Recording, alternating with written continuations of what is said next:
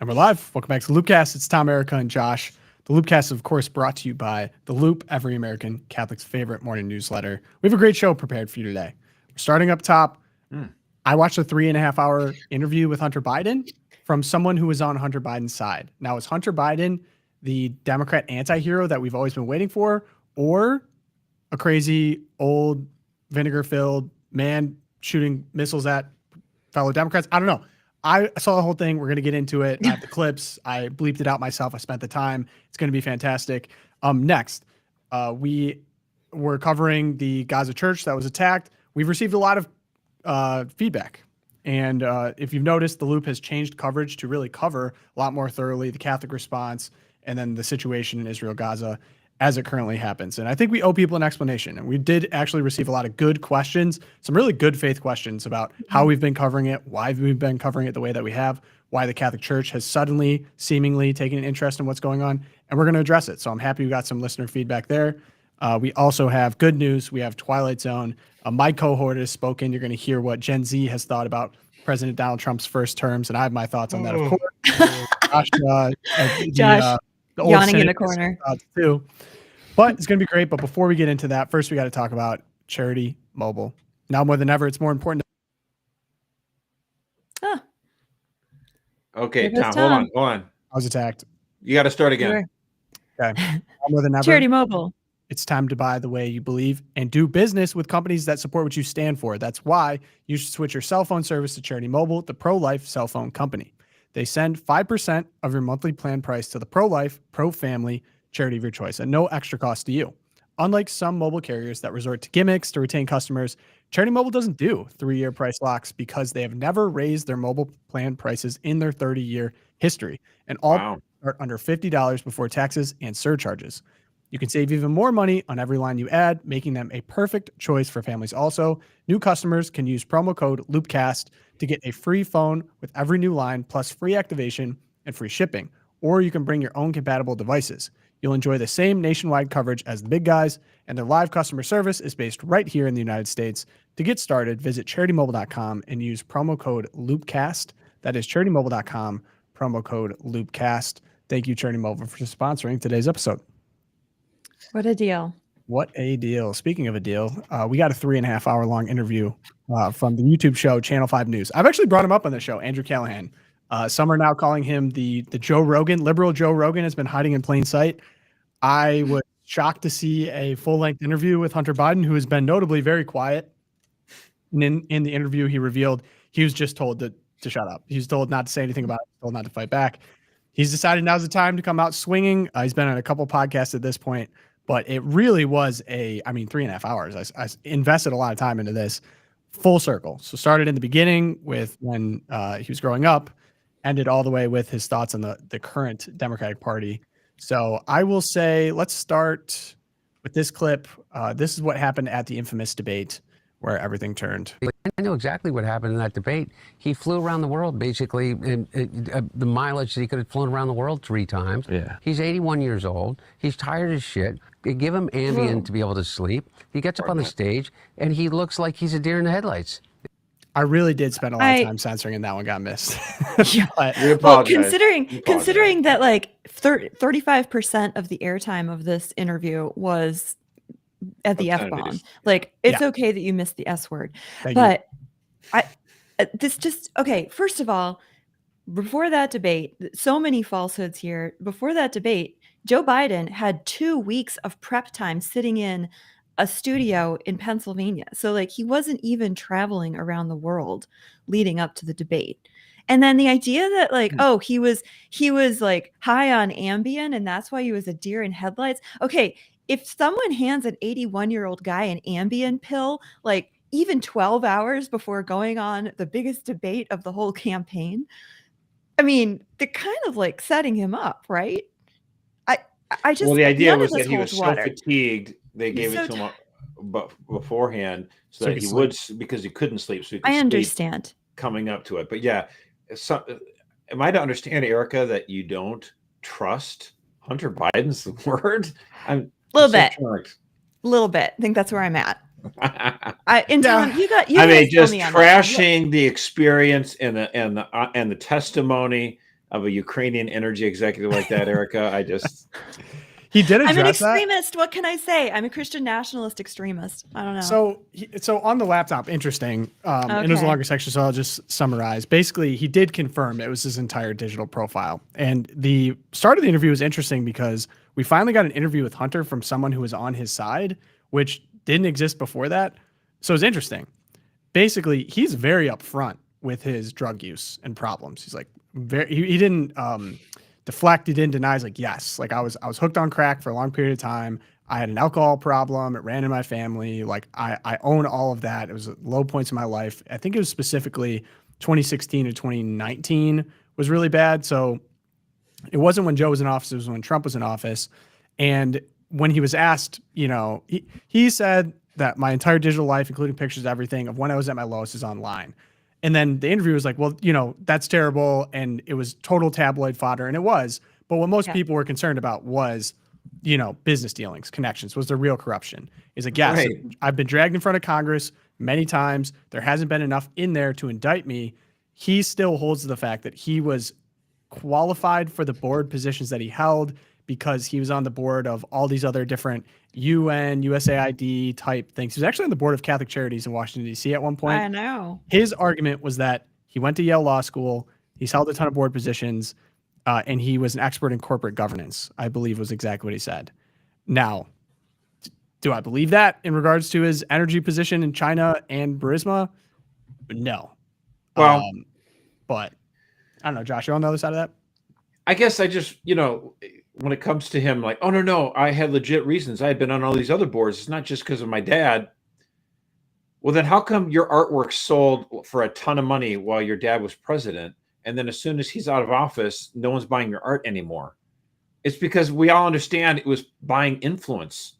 Right. We were buying art from you, and then I could turn, they could turn to the dad and say, I just bought Hunter's crap art for $70,000. So, it's all influence peddling. I mean, come on, like this is obvious. Like you were put on all these boards because the hope was that you would have access. Once the access is over, you don't matter anymore. I'm sorry. It's like, what? Yeah. And there's something really just unseemly about a 54-year-old, is he 54, 55-year-old man 50s, yeah, going on this like talking tour and spending 3.5 hours, all of it, touching on every controversy that he went through in the last 15 years and explaining himself as like, poor me, my whole life was online. Poor me, I was dragged before Congress. And you're like, no, you don't get to have it both ways, where you get to cash in and, like you said, Josh, influence peddle based on your family's last name, make millions and millions of dollars because you're a Biden, and then be like, oh, and all these people want to expose me to the world and the tabloids. And you're like, you don't get to have it both ways. But I mean, like the interviewers and Hunter both were so soft pedaling and all. Like, yeah, the laptop, I had my whole digital profile, all the embarrassing photos of my life and websites I saw and all that kind of stuff, as if the media had just decided to descend on one of us and our computer habits. Like, oh, gee, did you go to confession for this? Browser history. Like, dude, no, that's not what this is about. I mean, yeah, there's some embarrassing photos of you with a crack pipe or something, but the real crime here is that you're influence peddling. That you have these business dealings that make no sense in and of themselves. If you had the name Hunter Smith, you wouldn't have any of this. It's because Biden is your last name, because the president was your dad, is because you're getting all these business dealings. That's the scandal, not your browser history, not stupid photos of you and a prostitute and a crack pipe. I mean, not that no one cares about that. It's kind of sizzly and tabloidy, but that's not the crime. Yeah, because there's plenty of presidential family members throughout American history that had kids that were kind of messed up. Yeah, like this isn't a new phenomenon. Actually, having a. By the way, funny you say that, because George W. Bush, when he was a drunk in the 70s and he gave up alcohol because he couldn't handle it, which that's fine. I got that. But sometime like in the 80s or whatever, late 80s, he said to Karl Rove, "Could you just do a study on like all the different like descendants of presidents of what they amounted to?" And it's just, with the exception of like John Quincy Adams, it's like a trail of misery. A trail of tears. And he looks at this report like, oh my goodness. And so he's like, I got to have something to do with my life. I got to do something. And so he uses some business connections and dad and all that stuff to get him to be the managed the president of the Texas Rangers baseball team, and he does something with himself, and then he gets elected governor, and then he becomes president. He actually decided to actually do something with his life instead of just coasting off his dad. So if Hunter would have done something productive like that, we all would have been better. He would have been better. Well, the funny thing too is, I went to Yale Law School. I was successful. I started a law firm. I was a successful consultant. I was like, no connection to your uber powerful politician dad, right? Like you never had any overlap there with clients. And of course that's the truth. But Bush got to Harvard and Yale probably because of his dad. I mean, I get that. Like, right. So here's one thing to use that influence on. What are you going to do with it? Yeah. So here's a clip that I think was eliminating. Everyone pointed to. I spent like 10 minutes censoring this. Him and everybody around him. I don't have to be nice. Number one, I agree with Quentin Tarantino.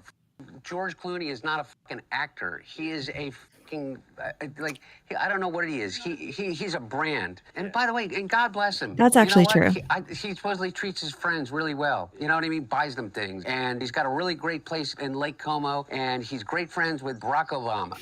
You, what do you have to do with fucking anything? Why do I have to fucking listen to you? What right do you have to step on a man who's given 52 years of his fucking life to the service of this country and decide that you, George Clooney, are going to take out basically a full-page ad in the fucking New York Times to me and James Carville, who hasn't run a race in 40 fucking years, and David Axelrod, who had one success in his political life, and that was Barack Obama, and that was because of Barack Obama, not because of fucking David Axelrod and David Clough and all of these guys and the Pod Save America guys, who were junior fucking speechwriters, goodness, on Barack Obama's Senate staff, who've been dining out on the relationship with him for years, making millions of dollars. The Anita Dunns of the world, who's made $40-50 million off the Democratic Party, they're all going to insert their judgment over a man who has figured out, unlike anybody else, how to get elected to the United States Senate over 7 times, how to pass more legislation than any president in history, how to have a better midterm election than anybody in history, and how to garner more votes than any president that has ever won. What is he talking about? For his. Not to mention, who's Jake Tapper's audience? Jake Tapper, my mom or something? I don't know. Well, I don't know. For real though, I don't even think it's your mom anymore. No. By the numbers, what influence does Jake Tapper have over anything? He has the smallest audience on cable news, and beyond that, I think that the book is right now on Amazon that he put out. I mean, his ratings just went to after he put the book out. They did a 2-week infomercial for it. I mean, it was such a money grab, such a disservice. He's right about that, by the way. Yeah, and he didn't even write the book, really. I mean, he just, offered a few edits on. It was really Jake Thompson's book. So here are a couple of my thoughts on this, which hilarious. I'm pretty sure he mentioned how like Trump, he is responsible for why everyone's so nasty and vindictive now, or that's kind of infected like the political mind after dropping. I'd spent like 10 minutes censoring this rant of like nasty vindictive things about the rest of the Democrats, which I'm just saying, hilarious. He's correct about a lot of these people. Yeah. By the way, he is. And so that's why I almost kind of liked this interview in a way, because someone's airing out the fact that people have been riding the gravy train. I mean, do you really think Kamala Harris's $1 billion that she spent on the election didn't go to some of these friends and didn't hang out, with the Anita Dunns of the world? But what was ironic, and you guys were bringing up before, and then I'm making this point after this segment, is he in this interview seemed unable. He loves his dad. I think that's admirable in some ways, but he was unable to separate that from the fact that he was a part of this kind of protected Democrat elite class in which he cashed in his entire life of wealth, influence, everything until Biden was no longer useful to the party. And then they dropped him like a hot rock. And he's like, oh, look at all these other grifters. They haven't done anything. They rode our coattails or whatever. It's like, without being able to acknowledge, like, hey, man. I did that too. Right. Yeah, you directly benefited from this until it was no longer possible.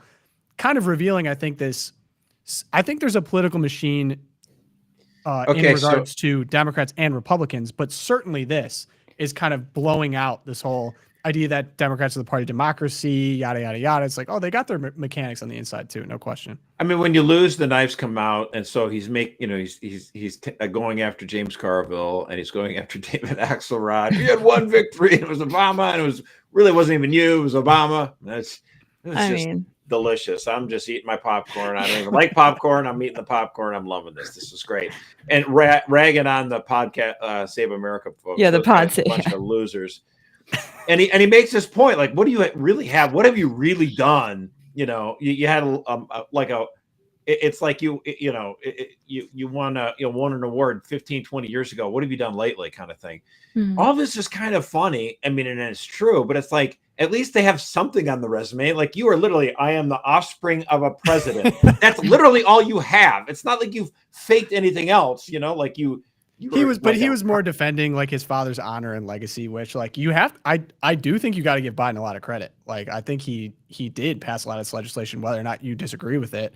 It was very like, man in the arena, who are all these people grifting? Because as soon as they saw the opportunity, the knives came out. Clooney's knives he was came like out. Lyndon Johnson. Carville's knife. Yeah. So Lyndon Johnson was in the Senate for a long time, and then when he gets elected president, he knew all the levers to push, and Johnson got tons of legislation passed. A lot of it horrible, some of it good, some of it okay. Biden got a lot of legislation passed, most of it contemptible. But the real thing, the real eye opener on this whole interview for me was that he just conceded. It was Nancy Pelosi that pushed out Joe Biden. Now, Nancy Pelosi was not Speaker of the House. She was Speaker Emeritus or whatever, or Emerita, right? She's got that. Think about Nancy Pelosi again. I mean, we're going to be studying this woman for generations. Of course, I can't stand her because she's this, she's abortion grandma. She invokes her Catholic faith to support abortion at every turn, and she, scolds you. But make no mistake, love her or hate her, and I mostly obviously do not like her. She is a woman with undeniable power. She's not even formally Speaker of the House anymore, and she gets Joe Biden removed from the ticket. Like, I mean, dude, that was power. I mean, sure. Has it ever? I don't think that's ever been done before. You'll never hear me speak about Nancy Pelosi in a way that doesn't at least acknowledge her. She's very powerful. There have been times that when a political party will not renominate a candidate, but it's been, this was like the first time it had happened in like 100 years, because it just doesn't happen in modern history anymore. You ride or die. And Lyndon Johnson made that decision. My dad, he goes, I still remember he's watching TV when Lyndon Johnson made that speech. I will not seek or accept the nomination of my party. And my dad just had his mouth, just couldn't believe it, because it was so shocking. That was 1968. So again, these, when a candidate decides he's in, then you just think, okay, well, he's in. You've got the presidency. No one's going to be able to dislodge this guy. And Pelosi did it. I mean, into the summer. I mean, it's interesting though too, because according to Hunter, right, he also mentioned the Obamas in there. He was talking about how the Obamas were also involved, but it was Nancy Pelosi, it seems from his account, that was the primary power behind it. He also though talked about how Pelosi wanted an open convention. They were not. Oh, that was ridiculous. Yeah, that was never going to happen. I mean, that was that would have been the smartest thing to do, but the Democratic Party can't do that, right? No. But the other element to this that was interesting to me is, so for example, James Carville wrote actually an op-ed in the New York Times the day this interview dropped, right? Basically the day this interview dropped, and I mean everyone's mudslinging at this point. Here's the top line: constipated, leaderless, confused, a cracked out clown car, divided.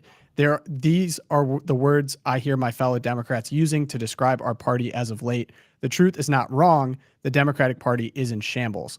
And I actually thought it was interesting listening to Hunter say, what's the future of the Democratic Party? And did he give any like policy proposals, things he thought we should be doing differently? Here's this bit on immigration. I was like, so two things. He gave his bit on immigration. He said Kamala Harris and Tim Walz are the future of the Democratic Party. He thought they were both great. Hunter he did mention like Kamala. Hunter said that. Yes. He said they're both great. He said Kamala was loyal, which I guess you can't fault her for that. But yes, he thought they were both great. And then he posited that's why this he's saying it out of a sense of loyalty, I guess. Well, for someone, am I going to be like all these Democrats say, you have to talk about and realize that people are really upset about illegal immigration. You. How do you think your hotel room gets cleaned? Oh, How do you think you got food on your table? Who do you think washes your dishes? Who do you think does your garden? Who do you think is here by the sheer my gosh, grit and will that they figured out a way to get here because they thought that they could give themselves and their family a better chance. And he's somehow convinced all of us that these people are the criminals? Okay, Oh, so by the way, I just want to make a note for the record. Yep. My wife used to clean hotels. I used to work as a dishwasher. These are jobs that Americans can and will do if you actually pay them good money to do it. Oh, Josh, wait, hold up for the record, because we've had people in our comment section saying that your daughter being able to find jobs in the summer because we've had a crackdown on illegal immigration is racist. What would you say back to that? Oh, I care about the comments. No, I'm just, I just saw. No, it, I mean, thought the you fact of guys the matter is, there are a lot of businessmen in this country who have gotten rich by undercutting wages, by allowing, giving wages to illegals. I don't know why we think it's a good thing in this country to exasperate sort of a Mexico system where the ultra rich become richer and richer, and the middle class are getting cut off, and the working class are being cut off their ability to climb up the ladder. I don't know why that's a good thing. So sorry. I don't know. And by the way, race. What does race have to do with it? Race. The race obsession is hilarious to me. There are, of course, what is the thing? What is the number one thing? Love Trump or not? What is his signature issue for the last 10 years? Immigration. Fighting illegal immigration. Okay. What is the what happened with the election of Donald Trump in this, in this last November? We saw something amazing happen. He lost a lot of white liberal women, but he won tons more blacks and Hispanics. Huh. Kind of weird that weird for a racist. Like worst racist ever keeps winning more blacks and Hispanics, more than any Republican president has ever done. Why? Because blacks and Hispanics realize the importation of tons of cheap labor and the importation of cheap goods has had a bad effect on the middle class and the working class. And Donald Trump's like, hey, I don't care if these policies of, importing cheap slave goods and importing cheap slave labor is good for Amazon. I don't care. It's bad for the American people, and I'm not going to go for it. Thank you, Trump. I'm with you. So that's the only issue I would give him probably an A on this time around. No, we'll get to the rest. There's another. Yeah, I know your thoughts. That was just me. So moving on to the B block now. Okay, this is going to be, I'm trying to think about the best way to get this. I got a lot of information to get across here, and I want to give you both an opportunity to speak as well. But basically, after the only Catholic church in Gaza was struck by a tank, we've been covering the situation a lot more with our editorial team, and I'm happy to have Josh to speak on behalf. If you guys have been tuning into The Loop, it's been heavily featured in the morning newsletter, on this podcast, and this includes reaching out directly to the pastor of Holy Family Catholic Church, Father Gabriel Romanelli. Rosie, if you can throw some links in if people are curious. I got to find a way to get all these to the description as well. But this includes reporting on public statements and the activity of the Latin Patriarch of Jerusalem, Cardinal Pier Battista Pizzaballa. I finally got that name right. And what has caught the most attention is the statements of Pope Leo XIV himself. And we've been receiving a lot of feedback on this. And I think this one encapsulates a lot of what our audience is thinking right now, potentially maybe you would like us to address. So I appreciate it. I think it's in good faith, and I'd like to kind of offer a perspective here, me personally, and then you guys can join in as well. So here's a comment. Have always liked you guys and your Loopcast, but are you really saying that there's no possibility that this was an unfortunate mistake during war? Don't think I can hang with your indignations about Israel on this. I don't side with whoever this bozo was saying that Christians in Gaza aren't real Christians. But what is going on over there is war, and I realize none of you have ever been soldiers, but very bad things happen in war zones. It doesn't mean it's right. It doesn't mean it's not terrible. But remember, war is terrible, no matter who thinks right is on their side. I don't mean to insult you guys, as that is not my intention, but it seems you're being almost as reactionary as a lot of the other voices out there. So I think this is a very reasonable question. I think a lot of people have been wondering. And on today's show, time permitting, I'd like to present the situation as we understand it, as I personally understand it, to maybe give some context as to my other comments regarding Israel, the war itself, Christians in Gaza, etc. Josh, do you have anything you want to say before I get into that? Well, I don't have a particularly strong opinion on the matter of whether or not it was a mistake or not. I mean, like, the Christians on the ground there believe it was not a mistake. I don't have enough knowledge. I mean, I've said that before. I don't know. How am I really to if it was dropped from the air, it'd be maybe easier to say it was, like a mistake. But like a tank from the ground, it's okay. But maybe it is. Whatever. I don't know. Mm-hmm. My biggest concern here, though, is that like there's so many people in the United States who are like almost robotically pro-Israel that they forget about, like, there's other peoples in this region, and that they're kind of caught in the crossfire here. And that's kind of what we're trying to get at here. And again, just because there's the wickedness in this sort of fanatic Islamic extremism. And so that you can say, well, anything is justified to combat this evil. It's like, well, not anything is justified. I mean, certainly certain things are obviously justified. Yeah, you can go to war with them and try to stop them from killing you. Yes, of course, Israel has a right to defend itself. I've never denied that. That's always been the case. But I'm just saying, hey, that doesn't mean that anything and everything is excusable. And it doesn't mean that we shouldn't be able to question the Israeli government and some of their actions. Now, they say it was a mistake. I mean, I'll take them at their word. I don't have any evidence to refute them. But, we've seen a lot of, the talk, the concern the talk online that concerns me now is the disparaging of the Holy Father I've seen.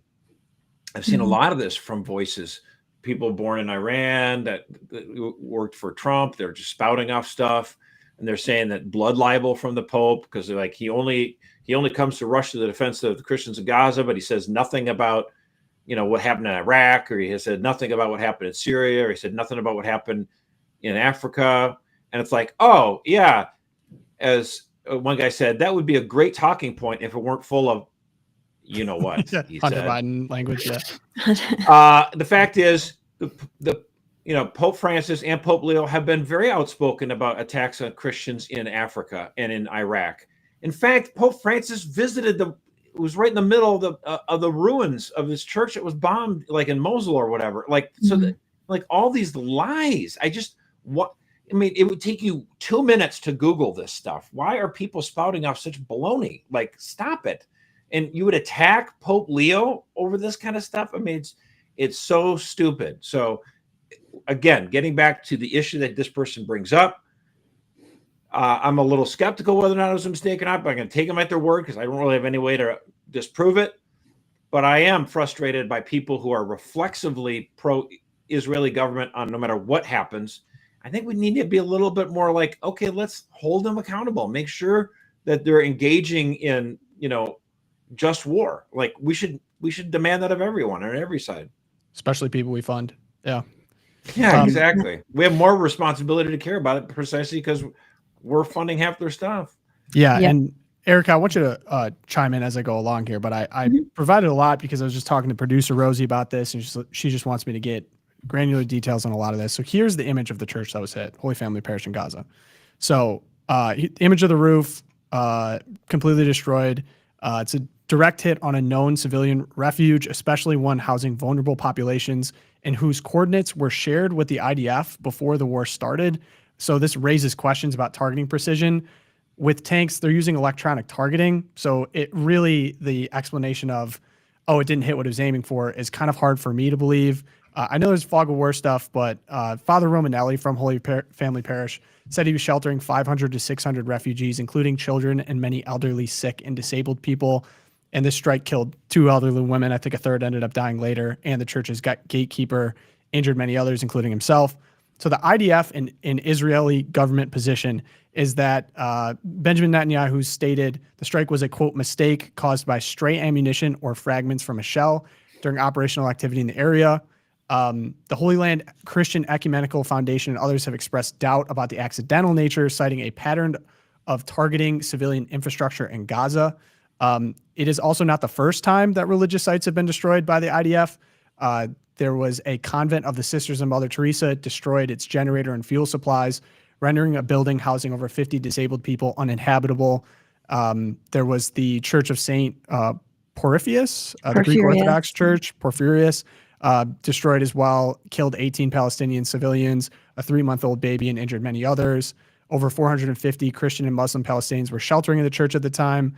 The IDF claimed the strike targeted a nearby Hamas command post, asserting that the church itself was not the target, but the attack caused significant structural damage, including the collapse of an administrative building.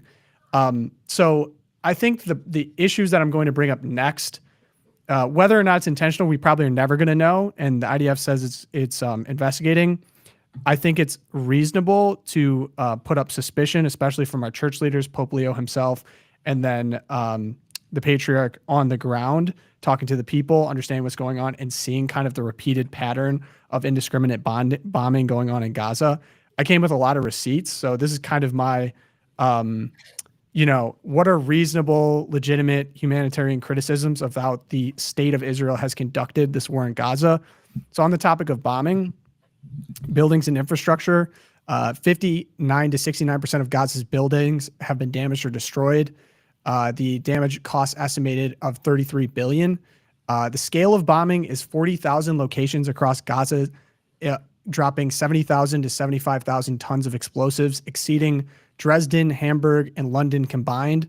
Over 500 craters from 2,000-pound bombs were identified with a 365-meter lethal radius. And this includes a lot of civilian infrastructure. Almost every hospital in Gaza right now is I think only 4 partially functional. And then also water and energy have been cut off. So functionally, they can't operate. 1/3 of a 2,000-pound bomb dropped near hospitals, causing significant damage. 534 of 564 school buildings have been damaged and destroyed, including the Catholic school that operated there before. Many of these were used as shelters, but still targeted. And then water and sanitation systems have basically collapsed with 50 million tons of hazardous debris, causing asbestos, things like that. 1.9 million displaced currently, 90% of the population. Areas are uninhabitable right now. Debris clearance could take 21 years, rebuilding decades, costing 40 billion. It's described as one of history's most destructive campaigns, surpassing Aleppo, Mariupol, and Mosul. And I have a visual reference from the BBC with maps and images. A lot of people working off satellite. So that, of course, with that level of carpet bombing going on in a lot of civilian places and cutting off energy and water and everything like that, has caused a lot of civilian casualties. Again, I tried my best to find independent sources here. So I'm working with the UN Office for the Coordination of Humanitarian Affairs, Euro-Mediterranean Human Rights Monitor, Oxfam International, Cost of War Project, Nature, and The Lancet. Another issue I'm going to get to as well is that they've cut out access to journalists to be on the ground, and the journalists there have been killed at a higher rate than anything we've seen since 1992, so it's hard to get good information. But some estimates, 64,000 with 80,000 by January 2025 have died due to traumatic injuries alone. Many of these civilian estimates are up to half women and children, because mostly there are women and children there, compared to, say, Israeli deaths at about 1,983 total, including 815 to 1,200 civilians. So a great disparity there in death. All of them unfortunate, right? Like, this war is terrible. I'll be the first to say October 7th, terrible. And I really would like some explanation for how a security lapse happened that poorly, which I still don't think we've gotten at this point, but horrific and deserving of a response.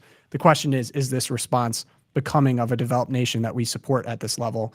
Of course, all of this has led to mass starvation. So I have from Israeli news, hospitals in Gaza Strip reported on Tuesday that 15 people had died as a result of hunger and malnutrition in the past 24 hours, including 4 children. This brings the total number of people who have died from hunger and malnutrition in the Gaza Strip since the start of the war to 101, of which 80 are children. Hundreds of patients are arriving with severe hunger symptoms, including children and infants in critical condition. This is because all aid has been cut off to Gaza outside of the GHS, which I'm going to get to, basically at this point starving the entire population. So we're reaching the point, because you don't starve immediately. It takes a while. So we're reaching the point where we're seeing a crisis. The French news agency AFP issued a statement that its journalists in Gaza are at risk of starvation, and so they have pulled out. They're warning they're no longer able to report on what's happening there. And then the CPJ. Yep, go ahead.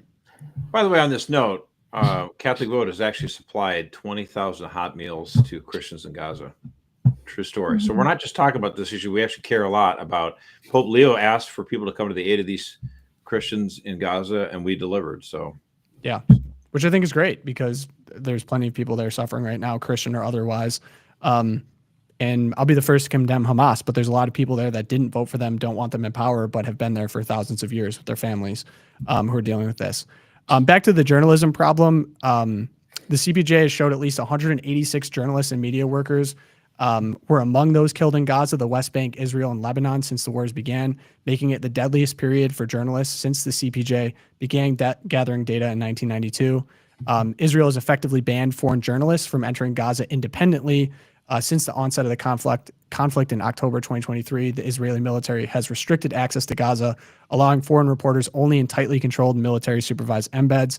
So it's a really hard idea to get an idea of what's going on in there because journalism has been so targeted. So can't they just leave is the question that I think comes up. It's like, these people, they're getting bombed out. Can't they just leave? Can't they go somewhere? So unfortunately, the answer is no. They can't go anywhere. Physically, Gaza's borders are completely sealed, and Israel controls Erez and Kerem Shalom, and Egypt controls Rafah. Egypt is not letting people in. There's financial barriers. There's high fees at Rafah, often described as bribes, making it leaving unaffordable for most. For example, one family paid $20,000 to exit. No one in there has that kind of money.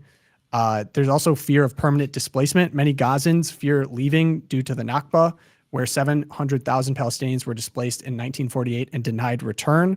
And statements from Israeli officials like Avi Dichter and plans for Jewish resettlement fuel concerns that leaving means permanent exile. Again, these are people that are blood related to Jesus, have been there for thousands of years, that would not be able to return to their home.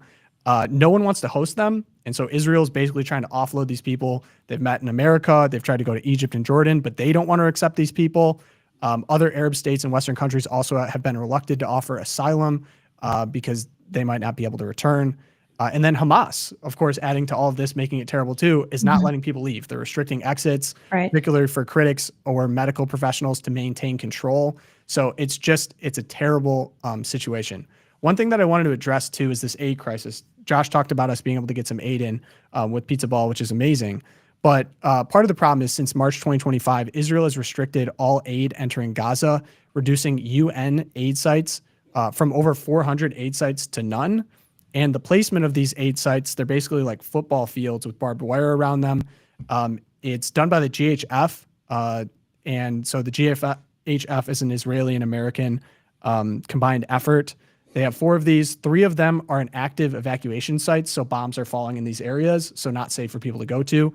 One of them is at the real south area of Gaza, kind of fueling the speculation that they're really actively trying to displace people from their homes. You have to travel many kilometers to get to them. When you do get to them, the aid that you do receive is not suitable to become ingestible food.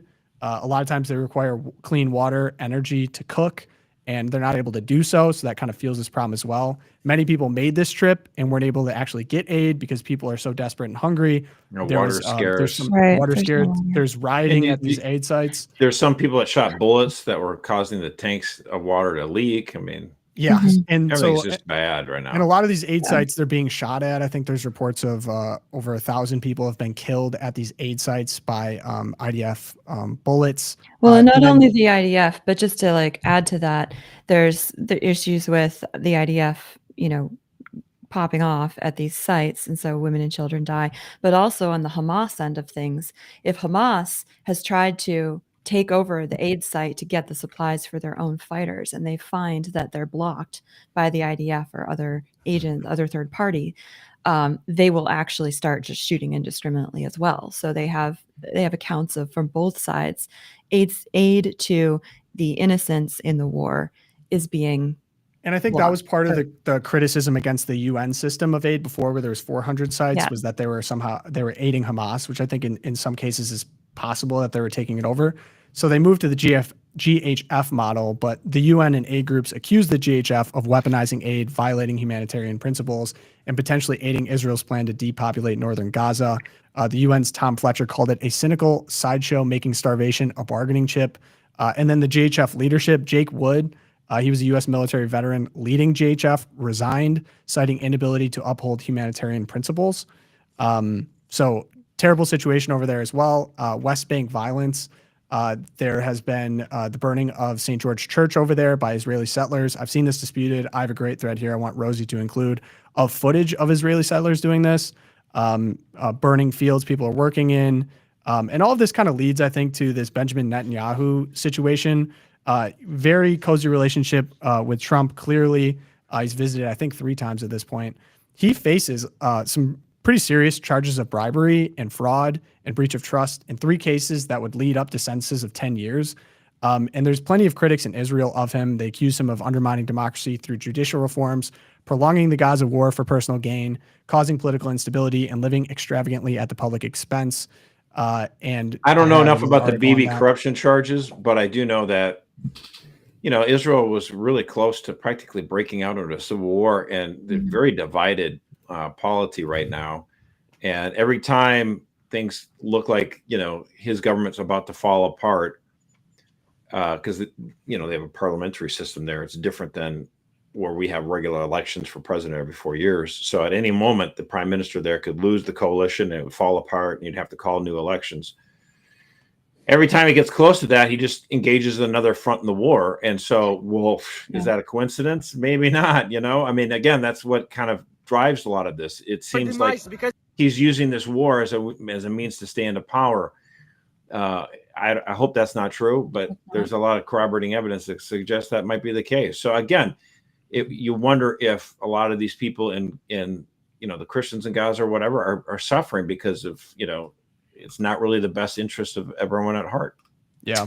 And there's a protest actually yesterday in Tel Aviv. Not everyone supports this. In Israel, it's actually very contentious how they've been treating the Gaza question. And I have some footage from that protest. We are marching now in Tel Aviv, holding bags of flour and the pictures of these children that have been starved to death by our government and our army. We demand to stop the starvation in Gaza. We demand to stop the annihilation of Gaza. We demand to stop the daily killing of children and innocent people in Gaza. This cannot go on. We are Israelis, and this does not serve us. This only serves the Messianic people that lead us to our demise, because if all the Gazans will be annihilated, we will be annihilated. We cannot agree with starvation. We cannot agree with death and killing.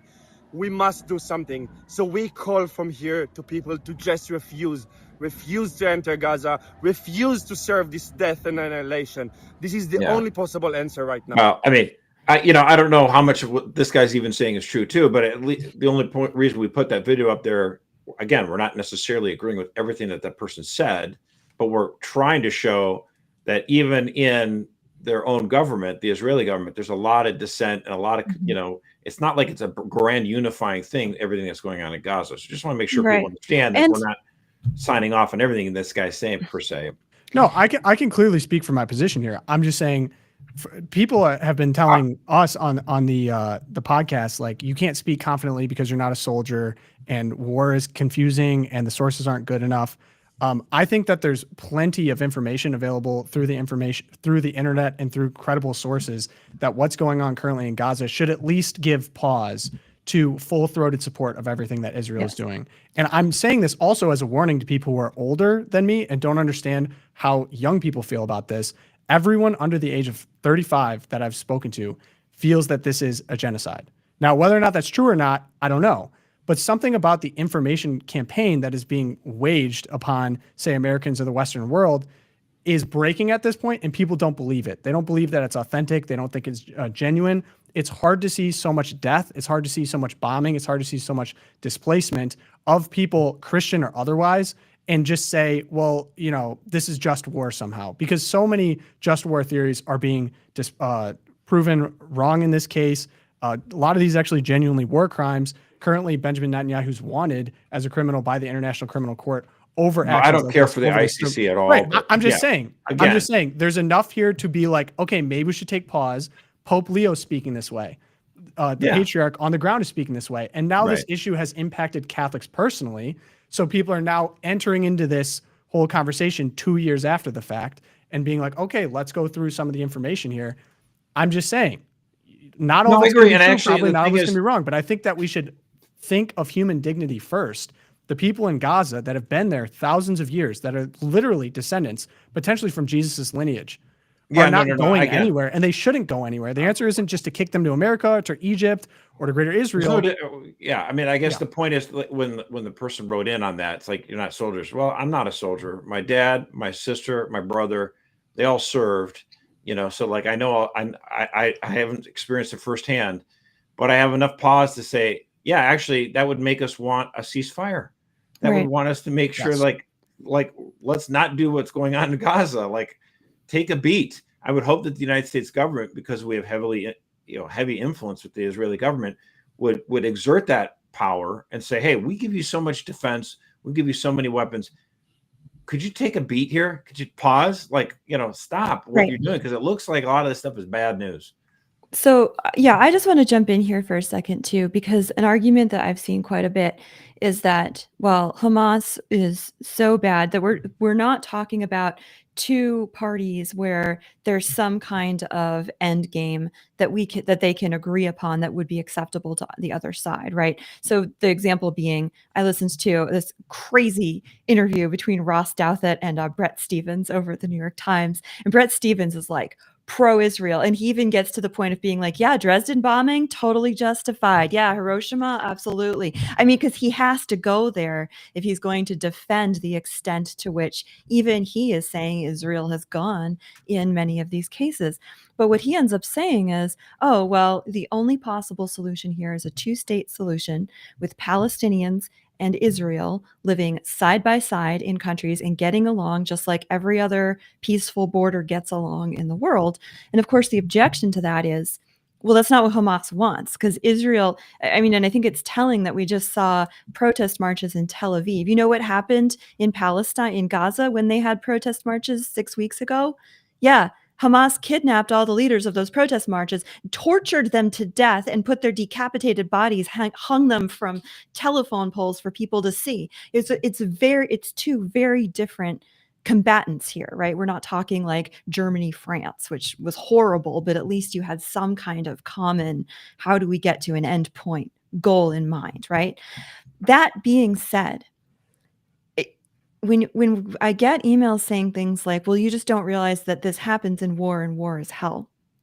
I think what Josh's point, like I keep coming back to, is when you're confronting an enemy like Hamas and you find yourself going to the extent of a Brett Stevens and saying things like anything's justified, Dresden's justified, you've become so warped yourself that you've become your enemy, right? The monster you seek to destroy. Exactly. You've become the monster you seek to destroy.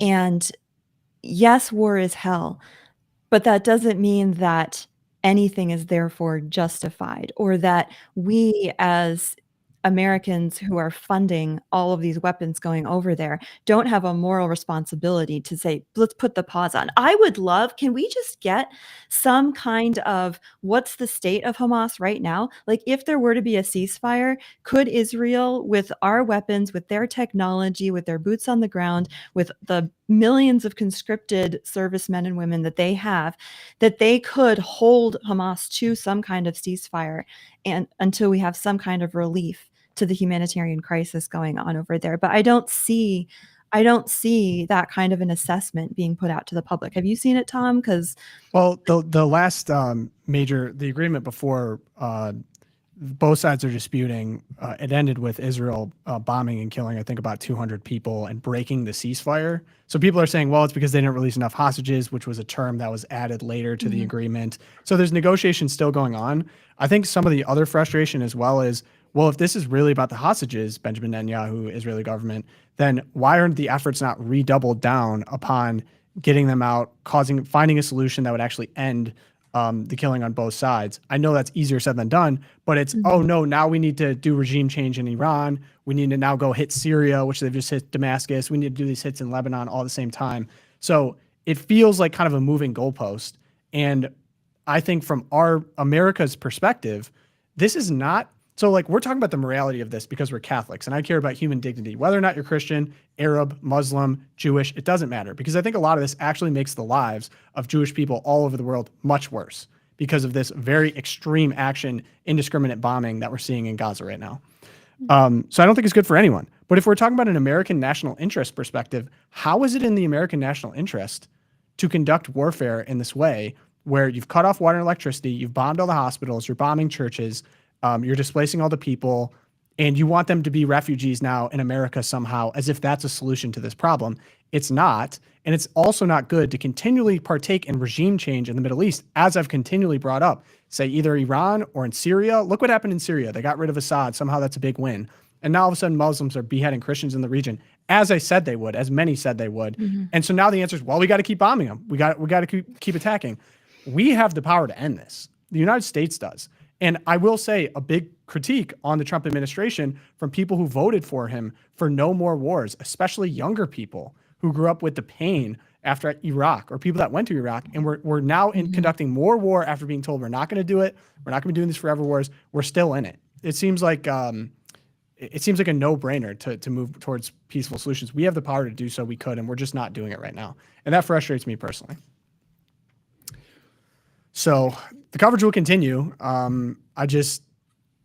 I hope people are able to see too. And then also Benjamin Netanyahu went on the Nelk Boys podcast, which is an insane sentence. I can't believe I'm saying out loud. They're like prank YouTubers. And everyone was kind of rightfully making fun of it because they came out to start the episode by saying, we're idiots. We don't know what's going on. And then you just let this guy come on and say like Western slogans that felt inauthentic. And he's clearly trying to get to this younger demographic.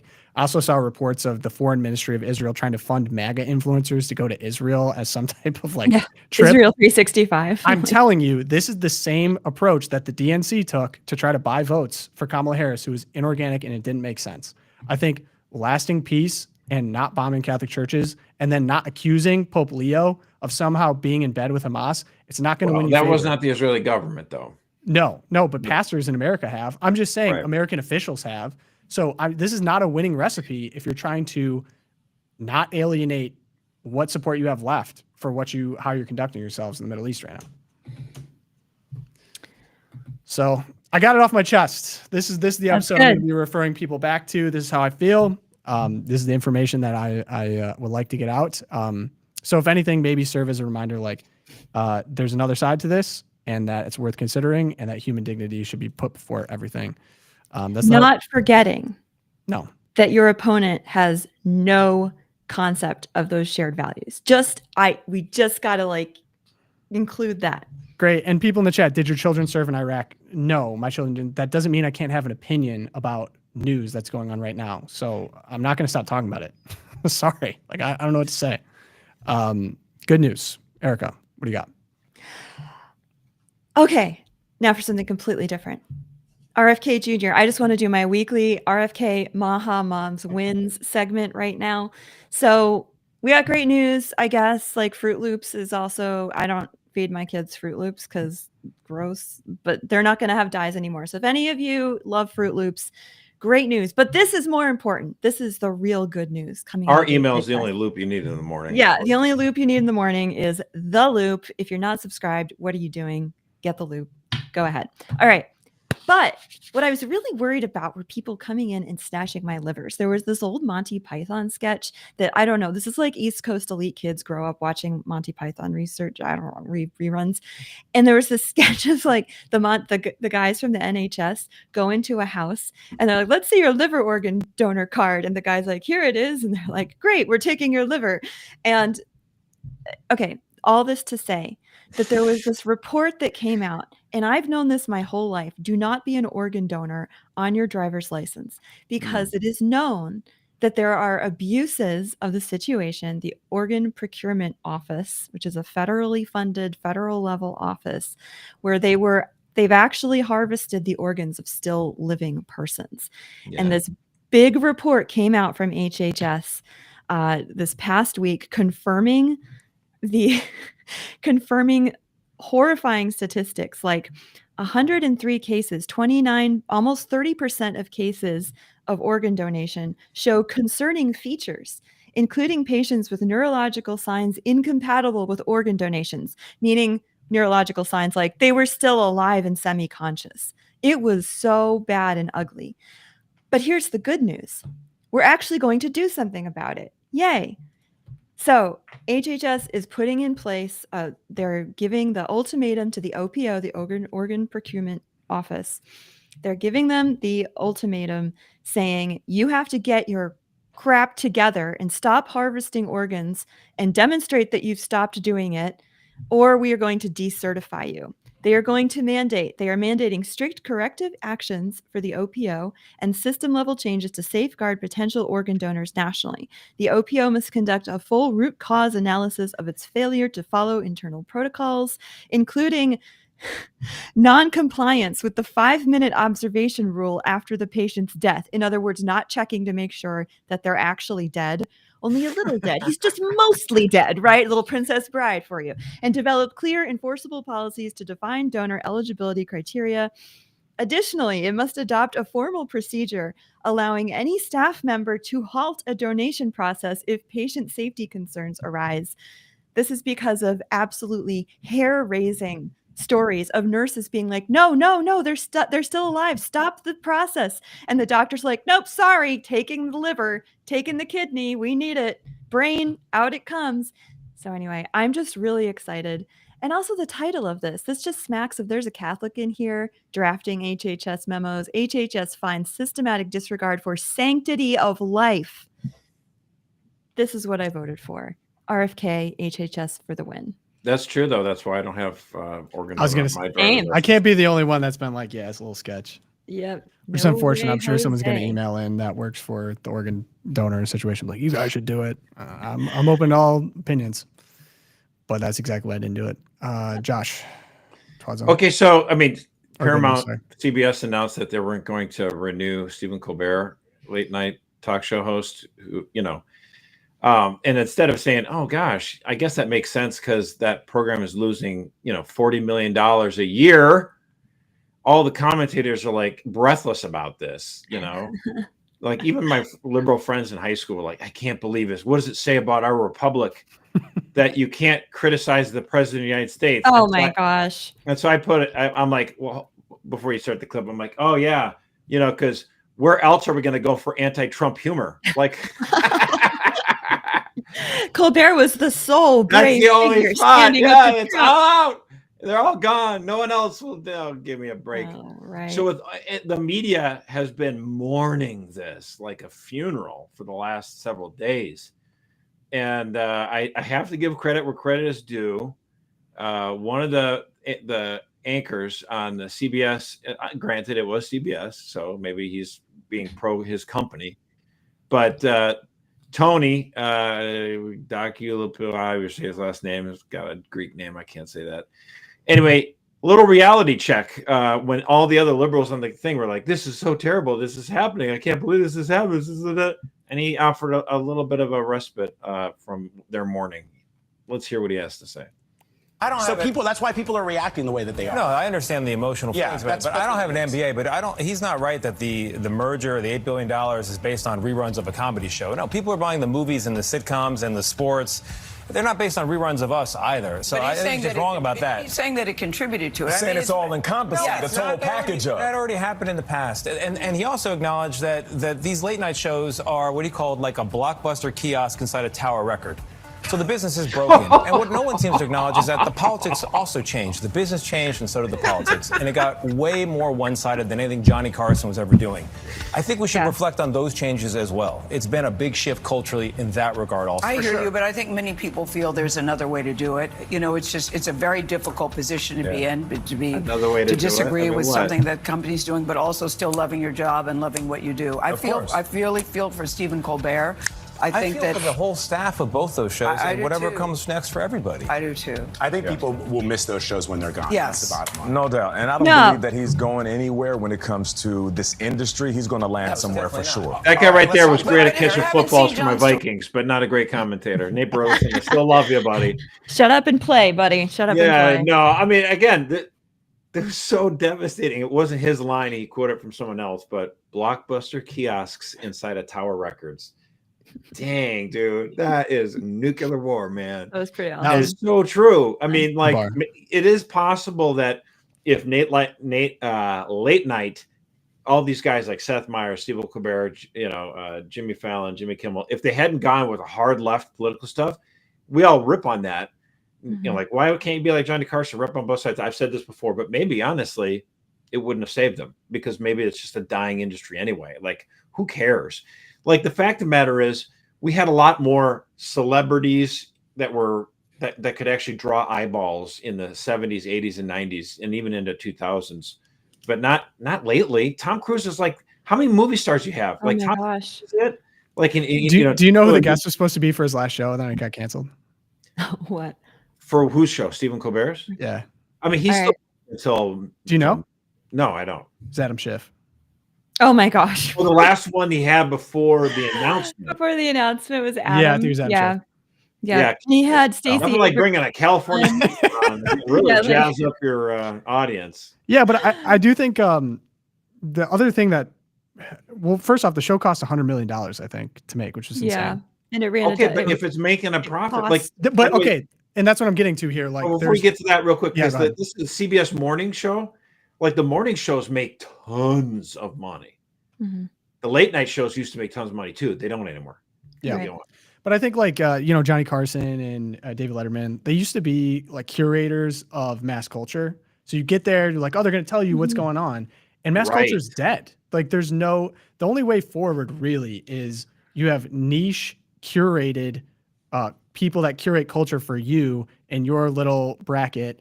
And so it's Micro almost audiences. impossible to Mhm. recapture the magic from Johnny Carson, even if you were good at it. Like there's no real like, Right. curator mass culture Right. show anymore to deliver to people waiting all at the same time. It happens all day, all the time.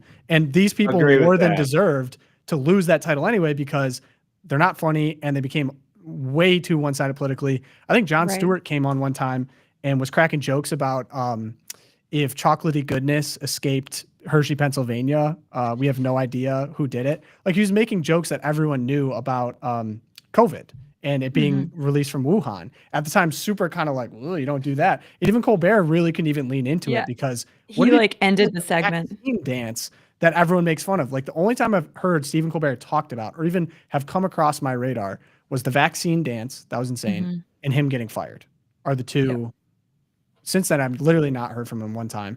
And Yeah. he's not in the coveted, 18 to 40 demographic that advertisers are chasing anyway. The only people watching were, older generations. Well, it's really interesting. Yeah. So when he came on, when they brought him on the Late Show, the average viewer age was 60. And part of the thought was, oh, Stephen Colbert, like he's the Colbert Report, Jon Stewart's sidekick, like he's going to bring all the young people. You know what the average age right now of the late night show is? It's 68. He did the opposite. He did the opposite of what he was brought on to do. And I think that Charles C. Cook does a great analysis over at National Review on this. And I think Stephen Colbert, he's not an untalented man, right? He had something going for him. He was all right on the Colbert Report. But when he took on this role, he made a very conscious decision that he was going to lean into the message, that he was going to basically like, instead of being the variety show, the showcasing America, the sort of broad mass culture that you were referring to, he was going to bring forward a very particular, very small political agenda. And as a result, whenever he had guests on, like he would have some actress on or something, there's nothing interesting to say, right? Because if you went on his show to do an interview with Colbert, you knew exactly what you were allowed to say and what you weren't allowed to say and what he would be like, mock you for. And so as a result, like nothing interesting ever happened other than like, you're looking really good. You're wearing a really short skirt. Can you sing a song with Colbert and the band? And it just gets boring after a while. Whereas like, an old, interesting, but yeah, right. But again, like okay, I'm not going to insult you, Mercer. I'm going to be above that. I'm not going to become the monster I'm confronting. That's Hunter what's Biden, gonna America, happen. get it. Let him have it.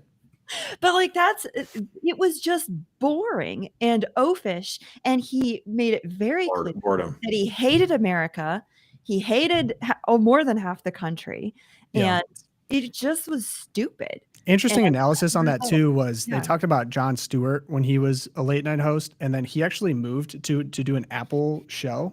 So he left, I think about 10 years ago, went to do an Apple show that honestly did very mediocre and was canceled after 2 seasons. And it was kind of supposed to be this continuation of the Jon Stewart kind of sharp humor, political commentary that he did before. And it didn't really do great on Apple. And now he's kind of back. And even since he's been back, it hasn't reached the peak where it was before. So I actually think in a lot of ways, it's not actually the talent. It's it's the medium. It's an I think impossible it's a medium both to and, survive in. Yeah, it's kind of a both and. Like Jon Stewart Yeah, it's a himself hasn't changing reached the business same model, level. and it's a change in the fact that the artists in question made very distinct choices about Yeah. what they were going to do, and it wasn't comedy anymore. I agree with someone in the comment, though. This may count as a milestone, maybe the beginning of the end of broadcasting TV. I'll amend the comment. But yeah, it really, I mean, with the exception of live sports, what is there to have for broadcast TV? Like that, so far the morning shows, like I said, CBS Morning, Today Show, they're still making a profit. They're still making sense, but you're seeing lots of other stuff crumble. Yeah, it's moved all the internet. Okay, I think we have. So I was supposed to do good news and Twilight Zone. I guess I'll do a mix of both to hit. There was a YouGov poll that was just released, and this is from January 2025 to July 2025 on Trump approval rating. And I know Josh and I somewhat disagree on this. So Trump is down 40 points approval with young people, down from roughly even the start of his term per YouGov. So the question was views of Donald Trump by age in his second term. Do you have a favorable or unfavorable opinion of the following people? Donald Trump, percent with a very or somewhat favorable opinion, minus the percent with a very or somewhat unfavorable opinion. So 18. So for the video watchers, you can see this 18 to 29-year-old goes from slightly positive down to under negative 40. The rest have decreased somewhat, but not nearly as extremely. And a lot of people are now kind of grasping for straws, like what went wrong? Why are people so negative on Trump? And actually went deeper into the YouGov poll about issues that were important to them.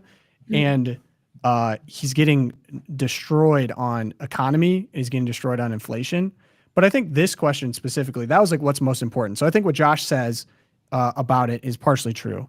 But this is just about favorable or unfavorable. It's not about specific issues. And I will say for my cohort who wants to be able to afford a home, wants good job prospects, so economic for sure, but we're also extremely online. And if you're extremely online, what has this presidency been defined by in terms of the message and the tone? As hard as the Trump team has tried, but I mean, I think the Epstein problem is at this point a defining issue of this first part. I see Doge tried and failed, huge blow up with Elon, which his thing about him being on the list is now, who knows, but like given a little bit more credence. We have, I would give him points on immigration. I think I voted for that and I got it. But I would say for most people, they're not as hardline on immigration as I am. So I'm probably not going to be in that camp. And the positive effects of it for the younger generation might take a little bit longer to materialize. Yeah. That's another thing. But let me pull up. But also another thing that he's done is shutting down these child, gender chop shops. So that's good. Yes, but I will say for like most people my age looking at like housing prices actually. You're glad he's doing it recently. Inflation's still bad. It doesn't directly affect, and then the Epstein thing is just so insane after like running on this, having your whole cabinet being like, nope, it's actually a Democrat hoax. Stop talking about it. And now it's like, we're going to get Ghislaine on the. I totally think that the Trump-Vance administration should make a major initiative to try to help drive down the cost of houses, get rid of regulations, create incentives for local and state governments to allow for homes to be built that are smaller, let's say, and just do whatever it can to try to drive down the cost of houses to get more young people into homes, and provide that kind of security. I think there one step that they announced last week where they said that they were going to allow rent history to be shown as a way to get a house. That was like one of those, how in the world did it take this long for this to occur? Like if I can pay $2,000 in rent, I can afford a $1,400 mortgage. Of course. Hello. I've never understood that. And I think Trump did it. Yeah. And more measures like that, because that's something that can take effect much more quickly. I mean, turning around the housing crisis, that's probably not going to happen in 2 years, but something like that measure could affect someone's application this fall, right? But even then, like minor steps you would make on this, like that would be one. If you push through other regulatory relief on that, then, the business world will start to see this and like, oh, we can make money again, building houses that are more affordable and we'll get more buyers. and the market will start responding. And so again, any relief in that direction would help. It helps people on the margins and eventually help more and more people. And especially the younger cohort who need to buy homes. Who's I think increasingly becoming pretty nonpartisan and fed up with kind of the old party apparatchiks of the Democrat Party and then also the Republican Party. I think a lot of people thought that maybe we left that behind with this Trump firebrand of America first. Well, and I will say he delivered on immigration. I'm harder on immigration than most people my age are. They're actually pretty comfortable with some level of amnesty. The majority are. So, we got in, what were we promised? Cuts to the government didn't happen. We gave the Pentagon, a $1 trillion check. So cuts didn't happen, huge bill. The Epstein stuff is like so outrageous and unbelievable that there was 180 on that. Foreign involvement that no one voted for my age. So it's like that is defining this first. I understand part this. That's why I'm saying the perception there. I'm just explaining the poll. Yeah, no, and here's the thing that people need to understand and take into effect. Each different generation, like age cohort, the younger you are, the more volatile those numbers will be, right? So, again, people aged 18 to 30 are like, they were more pro-Trump, and then wham, as this poll is showing, they're very negative on him right now. That doesn't necessarily mean they're going to vote for Democrats. Some of them are people that are upset over Epstein stuff. Some of them are upset that they're still, taking a long time to try to be able to find a house. Again, that's why I really feel like the Trump-Vance administration should make a rallying cry, housing affordability, because it is something that is a major problem and that we do need to work on. Yeah. They've taken one step, they need to do more. All right, Twilight Zone quick hitters. Josh, what do you got? Well, there's a thing called what's the name guy? Used to be editor of Slate, Michael Kinsley, I think. He made this point that in Washington, a gaffe is not when you make a mistake; it's when you accidentally tell the truth. And this Democrat admits the truth. She wanted illegals in her district. Why? In New York, we have a diaspora that can absorb a significant number of these migrants. And when I hear colleagues talk about, the doors of the inn being closed, no room in the inn, I'm saying, I need more people in my district, but just for redistricting purposes. Oh! And those members could. Uh-oh. So here's the funny thing about this. One of the stupid things we do in this country, I think birthright citizenship is stupid, but another thing we do is for the census, we don't count just the citizens of this country. We count everyone, including illegals that are in this country. Therefore, Democrats get more states with tons of illegal immigrants like California get like 3, 4, 5 extra seats in Congress because of this. States like New York, probably 3 extra seats. And this woman is saying, like, her district, because there's a ton of illegals in that district, I get that number because each district in Congress has about 750,000 persons, but they're not citizens. So if she's got like 100,000 illegals in her district, then she can have a smaller district and doesn't have to expand to include these nasty Republicans. She keeps it smaller. Right? And she's got lots of illegals. It's not about them actually voting. It's that they've lived there and they count towards her district, which makes it stay super, super blue, super Democrat. So, hey, thanks for telling the truth. This is horrible. And the Trump administration in its first term tried to amend this through the Commerce Department when we were doing the census, saying, no. Let's just count citizens, not just everyone who's here. And the people are like, oh my gosh, don't you remember we have a 14th Amendment for this? We have to count all persons. That was the purpose of the 14th Amendment, was making sure we are counting all people. Not that if they were not anticipating this idea we'd have 40 million or 20 million people in the country illegally. Give me a break. Absolute garbage. Absolute garbage. Saying the truth out loud. All right, really fast. So we had this fascinating study out of Fortune was reporting on this week. Gen Z, 1 in 4 Gen Zers has regrets about going to college. 1 in 4 say they wish they hadn't gone to college or would have picked a higher paying industry.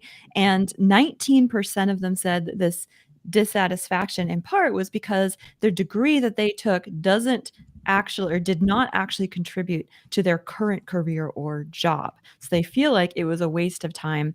38,000 average debt coming out of college, and another interesting stat here that kind of caught my attention are the parents coming around too. So the second survey by the American Student Assistance of more than 3,000 middle and high school students showed 70% of teens report their parents are more supportive of foregoing a college education for a different pursuit like trade school or an apprenticeship. So is this like a cultural shift, not only among the recent college graduates, but also among parents right now? I mean, no surprise there. They see they see what they're gonna have to pay, and they're like, Exactly. yeah, maybe you should consider trade school. I can't pay $100,000 for you to.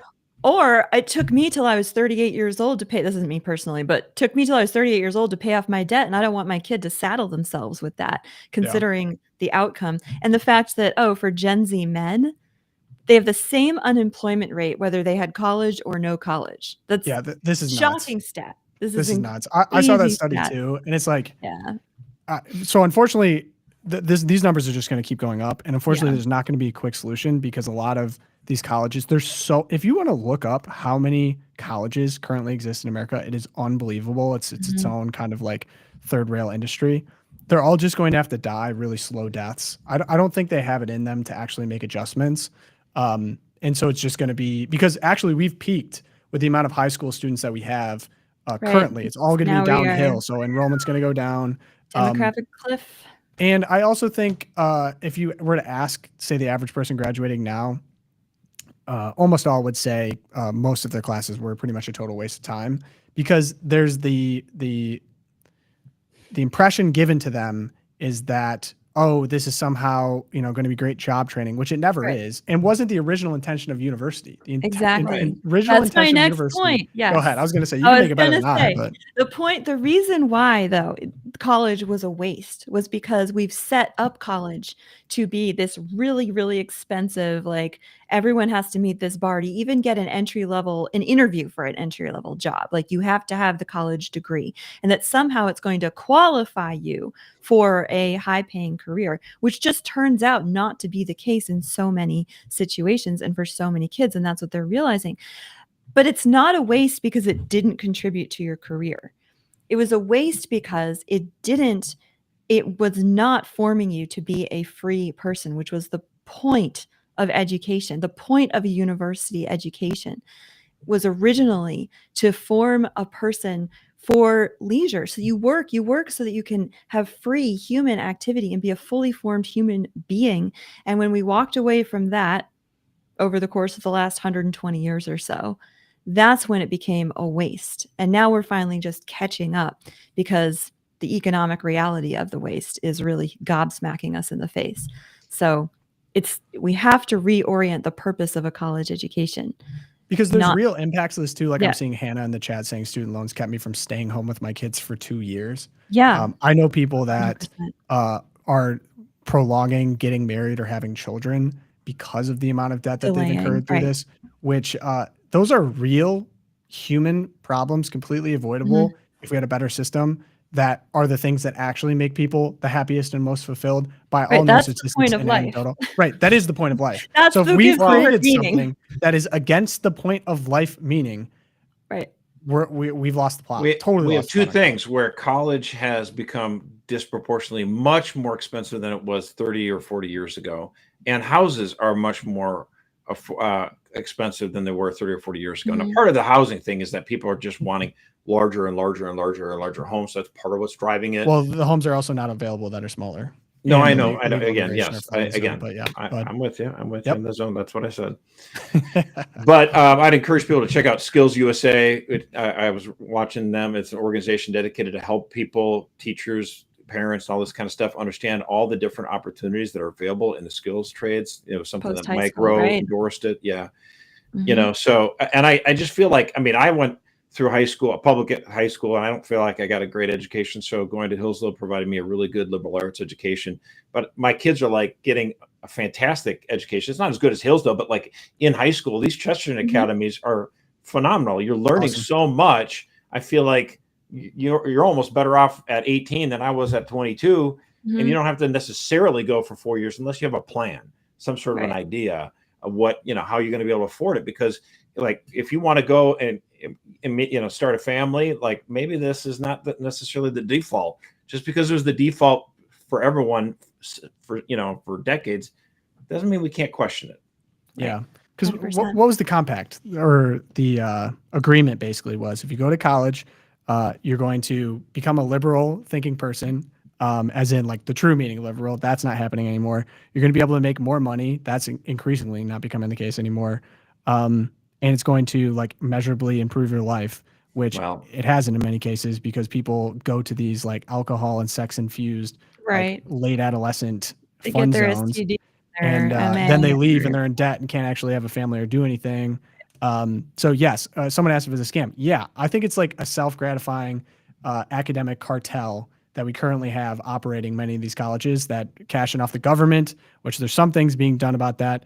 But yeah, the loan servicers and everything, it's not worth it in 95. The system is taking care of itself, but it's not taking care of the people. Right. It's not for the students. You got a little extra today, huh? Oof. Long show. Yeah, we didn't even get Obama. Someone in the chat was like, "What about Obama?" I'm like, I had a whole segment. We didn't even get to him. Yeah. I'm not here on Friday, and I am trusting you guys to bring to talk Obama. Oh yeah, we're gonna have a little boys cast. Me and Josh. Right, it'll be fun. Just the thorns, no rose. I'll be by the pool. Sweet. Making sure my toddler doesn't drown himself. Yeah, no, Todd's gonna have a ball. Yeah. Okay, great show, guys. If you want to help us out, check out Charity Mobile. Thank you for sponsoring the episode. If you want to email me, loopcast@catholicvote.org. You can join the Champions Club. It's the best way to support us. Appreciate all of our champions listening today. Appreciate you, the audience, for hanging out. If you want to join, that's YouTube. Subscribe there, Apple Podcast, Spotify reviews, all that good stuff. Also, towards the end, I think her surgery is coming up, but Trent Horn's wife, I believe, is having that brain surgery tomorrow. So if you guys, we're going to end this episode in prayer, but if you guys could also just keep her especially in your prayers and the Horn family. It's really scary stuff. So pray for them. But yeah, we'll end with a daily prayer here. In the name of the Father, Son, Holy Spirit. Amen. Father of truth, behold your Son, a sacrifice pleasing to you. Accept this offering of him who died for me. Behold his bloodshed on Golgotha for my salvation. It pleads for me. For his sake, accept my offering. Many are my sins, but greater is your mercy. When placed on a scale, your mercy prevails over the weight of the mountains known only to you. Consider the sin and consider the atonement. The atonement is greater and exceeds the sin. Your beloved Son sustained the nails and the lance because of my sins. So in his sufferings, you are satisfied, and I live. Amen. Amen. My Father, Son, Holy Spirit. Amen. St. Thomas More, St. Fidelis, Our Lady of Guadalupe. Pray for us, and we'll see you guys ready to rock on Friday. Erika, we got a deep dive coming on Thursday, so stay tuned for that.